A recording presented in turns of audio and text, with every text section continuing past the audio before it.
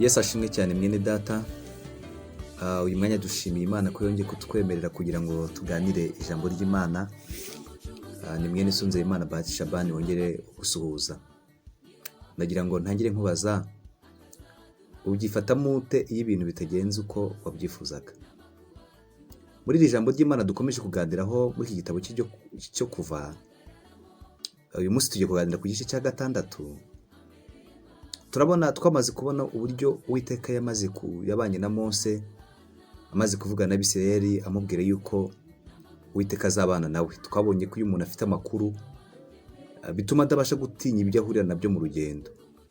Ariko nagira ngo twibaze kuri iki kibazo, ese tubyifatamo gute iyo ibintu bitagenze uko twabyifuzaga? Reka dusome ijambo ry'Imana mu bice 6 cyo gitabo cyo kuva. Dusome umurongo waho wa mbere.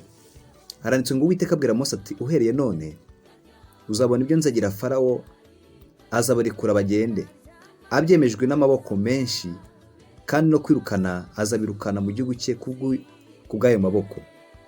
Umurongo waho wa 9 haravuga ngo Mose abwira Abisirayeli ibyo, maze babuzwa no kumwumvira n'umubabaro wo mu mutima yabateye yabo utewe n'uburetwa bw'agahato. Uwiteka abwira Mose ati, jya kwa Farawo umwami wa Egiputa, umubwira kundira Abisirayeli bave mu gihugu cye. Imana idufashe cyane. Mose amaze kubwirwa ayo magambo, muri iki gice cyaho cya 4 Abisirayeli bamaze kwakira neza inkuru Farawo. Mose yaramaze kubabwira yuko Uwiteka afite umugambi wo kubakura mu gihugu cya Egiputa, mu gihugu cyo bari barimo cy'uburetwa, akabakiza iyo mirimo bakoraga ivunanye. Hanyuma bimaze kugenda gutyo, Farawo amaze kubona Mose amaze kuvuga ibyo bintu, amaze kubabwira ko ashaka ko bagenda, aravuga ati, kituma mushaka kugenda nta kindi ni ukubera ko mutari gukora, nuko imirimo yabaye mike. Ategeka bakoreshaga uburetwa kubakoresha cyane, ndetse bakabima ibikoresho bakoreshaga kugira ngo babumbe amatafari, hari inganagano ndetse n'amazi, buri wese akajya kwishakira, kandi umubare yabumbaga agategeka kuwubumba. Biba bibi cyane ngo Abisirayeli bagira agahinda kenshi, bagira umubabaro mwinshi bitewe n'ako gahato, bitewe n'ubwo buretwa bakoreshwaga. Hanyuma bimaze gutyo bababwiye Farawo akanga kubyumva. Abisirayeli bitewe n'uwo mubabaro no koroga no gukubitwa n'ibiboko bakubitwaga, Imana yongera ngo Mose ajya kutakira Uwiteka, aribaza ngo niki cyatumye untuma, niki cyatumye, ko wari uzi ko bizagenda gutyo, ko wari uzi ko batazabyumva, ko wari uzi yuko nimvuga ibi bintu ubwoko bwawe buzavunika mu buryo budasanzwe, niki cyabiguteye?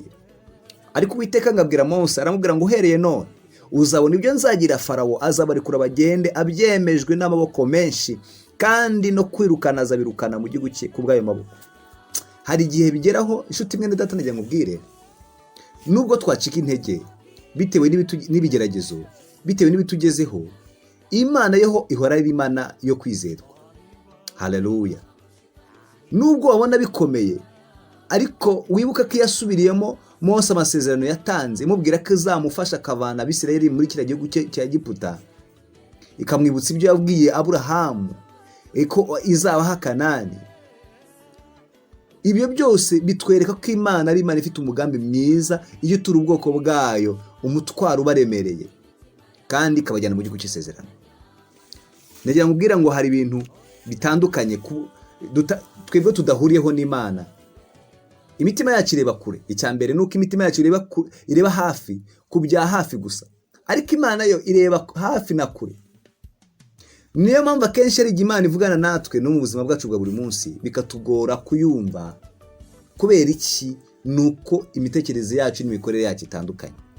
Wari uzi ko Mose byamugoye kubwira amatwi yuzuye agahinda ayo masezerano? Byamugoye kubwira abantu bari bababawe bitewe n'uburetwa ko Imana ije kubatabara. Ariko Imana imutanga isezerano ryiza ko izabasha kuvana Abisirayeli mu gihugu cya Egiputa. Hanyuma amaze kubivuga, abonye ibintu bibaye, agira ubwoba n'agahinda. Nandi kuvuga ngo ese tubyifatamo gute iyo ibintu bitagenze uko twabyifuzaga? Dukwiye gusanga Uwiteka tukamubaza iby'urugendo. haleluya. Dukwiye kumusanga. Mose ngo byamugezeho abona yuko aravuga ngo abaza Uwiteka, aravuga ngo ndinde njyewe ngo Mose avugira imbere y'Uwiteka ati dore Abisirayeli ntibanyumviye, none Farawo aranyumvira ate ko iminwa yanjye yanduye nk'umubiri utakebwe. Niki kiteye kuntuma? Ageze aho hantu arabyibaza, ariko ngufite inkuru nziza nshuti y'umusaraba. Nubwo bimeze gutyo, ukwiye gukomera. Imana ntago ihinduka, ni Imana y'imbaraga. Ibitugezeho mu buzima bwacu bwa buri munsi, ntabwo dukwiye kwibagirwa ko Imana ifite imbaraga, kandi ibyo koko yamubwiye yarabisohoje. None agira nkubwire ngo ese mu gihe ibyo wifuzaga, ibyo watekerezaga, ibyo wapangaga ukabona ntago bigenze gutyo, ese ukora iki? Mose nawe yegereye Imana arasenga, imuhishura andi mabanga, iramukomeza, iramubwira ngo dore Farawo azarekura ubwo bwoko bugende abitewe n'amaboko akomeye nzakoresha. Rero najya nkubwira ngo wicike intege. Ibibazo ni byinshi, hari igihe mu ntambara ukabona rwose nta muntu wo kukuba hafi, ariko nubwo bimeze gutyo, zirikana ko Imana ari nyembaraga. Kandi Abisirayeli nabo bafashe nka Mose nk'umugambanyi, kubera ko kuba yaraje kubabwira ibyo bintu byatumye bibaza ko ari iki cyatumye bongererwa imirimo. Ariko najya nkubwire ngo ukwiye kumenya uko wifata mu rugamba, nuko ukwiye kurwitwaramo. Ntucike intege, ntumve uko byacitse, ahubwo ukamenya ko Imana ifite umugambi mwiza ku buzima bwawe. Imana ishimwe cyane. Rero mwene data, ukwiye kuba ari byo kintu ukwiye kuzirikana. Ese aha kanya izi nkuru zirakwigisha iki mwene data? Izi nkuru zirakwigisha iki? Ese niki twakwigira kuri Mose? Nuko dukwiye kumenya aho ibibazo bikemukira.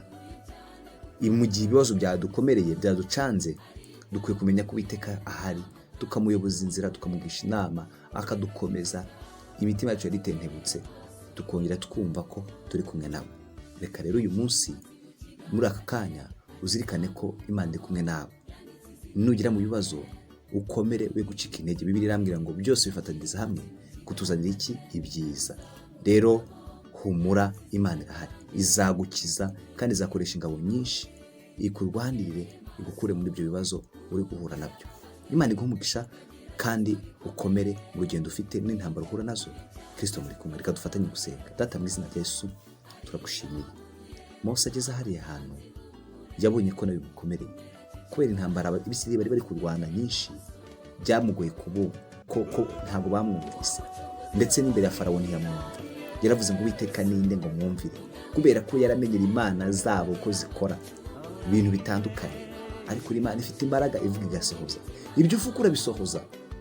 Ujye uturisha umunyaga, ugaturisha. Hari ibintu bihangayikishije abantu. Isi yabuze icyerekezo, imfatiro z'isi zaranyeganyeze. Ariko ndakwinginga kugira ngo mwana, umugambi wawe mwiza usohoze ku bantu bawe, usohoze ku itorero ryawe. Abari bacitse intege ubongerera imbaraga, bamenye ko mu gihe byakomeye bakwiye kwisunga kandi uri bugufi ukabona.